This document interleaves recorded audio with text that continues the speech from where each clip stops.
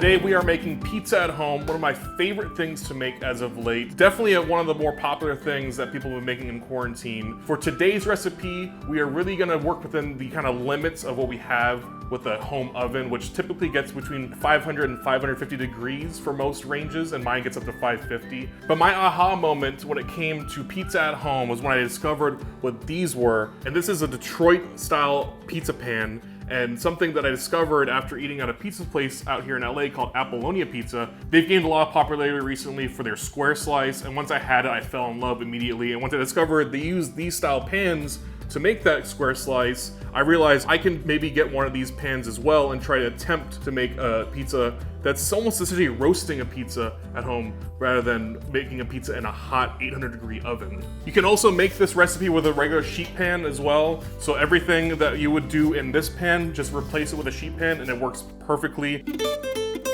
As Papa John said, good ingredients, good pizza, and Papa is right. We're gonna start out with our tomatoes, which are a San Marzano variant. Now recently I have been using the Crisp Bianco canned tomatoes you can find typically like at Whole Foods, but because of the pandemic, they're really hard to find right now. We just ran out of our stock. Really, if you look for any kind of whole peeled tomatoes, which we're going for here today, just make sure they say San Marzano and you'll be all set. Quickly going through our rest of them, we got bread flour here. I like bread flour over AP flour because there's more protein here, so it's gonna be a chewier crust. Whole milk, low moisture mozzarella, definitely a key ingredient here. Whole milk, whole fat mozzarella because this is gonna give our flavor. This is, I mean, it's a cheese pizza, so really it's just a cheese here. So we definitely want really good cheese here. And last but certainly not least is our dough that is in our Detroit pan. And this has actually been proofing for about 24 hours now. And to show you how I made this dough, we're gonna go back in time to yesterday when I made this dough. So it's the day before, about 24 hours before we're set to make this pizza, and we're gonna make the dough. So first up, just some water, and I have 1.5 cups of warm water in here. You need it warm because that's gonna activate the dry yeast that we're about to put in here. And then 1 packet of said dry yeast goes straight in. And then the yeast needs some kind of sugar to feed the yeast, so we're gonna put in some honey. And I find that honey is a better flavor for the dough than like a sugar. And now that we have it pretty well mixed, all I have to do is wait about 10 minutes and we'll know that the yeast is working when we come back and we see some bubbling. So not even 10 minutes went by and we're starting to see that yeast starting to activate there. That's a sign that your yeast is working and we can start moving on. And we're putting about 2.5 cups of bread flour to start in here. So now I'm reserving another half on the side if needed. We're gonna add about a tablespoon of olive oil and a couple pinches of kosher salt.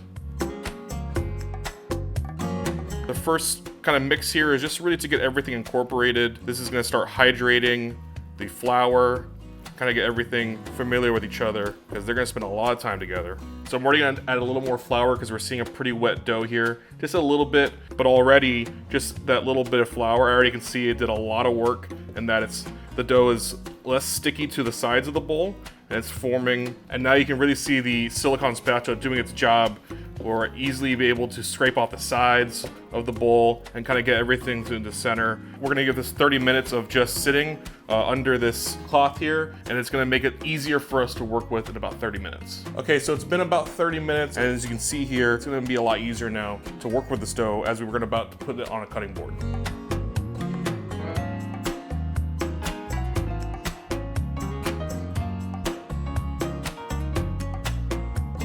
All right, so this is gonna go into the oven to proof, and I will leave it in here for about 5 or 6 hours to proof in here before we proof it overnight in the fridge. So here's our dough that we've been proofing overnight. As you saw, I put it in the fridge. This morning I took it out of the fridge and put it back in the oven just to get to room temp before we get it prepped for today. So we can put this aside and get our tomatoes prepped. We're just gonna add a few pinches of salt in here, just to add a little more flavor for the tomatoes. The salt will bring out the tomato flavor for sure. And now we're just about to get dirty. We're just gonna get our hands in here and we're just gonna start crushing these tomatoes. And my wife actually prefers a chunkier texture for the tomatoes, so I actually don't go too far here. But if you want more of a puree, you can go even further. But she requests that I leave a little more of a chunky texture in here.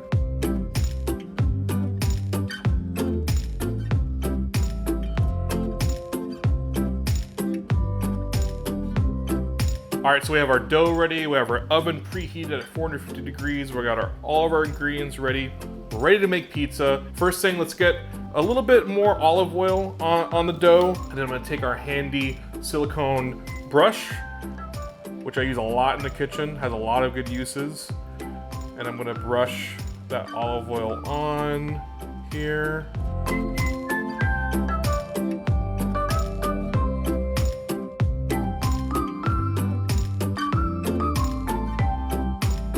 All right, so we've got our ripping hot oven in here. Ooh, it's hot. Okay, let's get this thing in here. And I have the rack set about in the middle, just below the middle, which will give us a nice crust.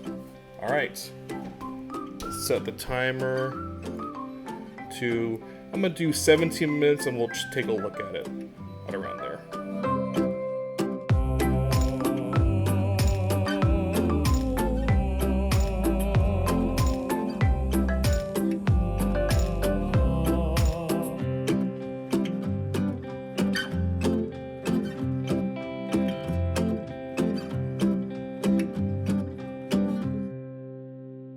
We are gonna dig in now to this pizza. Let's have a corner. Corner slice is always the best slice. Nice crispy crust here. All right, let's take a bite. Got crunch. So good. The tomato really comes through here. This is why you have to have really good tomatoes. Typically I finish this off camera. This is so good, I'm finishing it right here.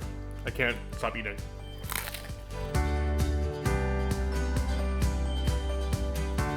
Again, this doesn't replicate what you get in the restaurant, that 800 degree, fast, crispy crust, New York style. This is a nice square slice you can easily make at home, and I highly recommend getting that Detroit pan. I'll put an Amazon link to the Detroit pan that I use in the description below. There is something else you can do with your dough. This actually makes fantastic, almost like a focaccia style bread. I've been kind of calling it pizza bread, and something that my wife requests a lot. She actually asked me to make a second batch of dough so I can make this focaccia pizza bread. I really hope all of you make this pizza at home. If you end up making this recipe, make sure to tag me on Instagram at MattyTries. Thanks again for all the support. Make sure to like this video, subscribe to the channel if you want more cooking videos like this, and we'll see you on the next one. I'm not gonna eat this whole pizza right now, but I'm eating another slice, and I'll see you later.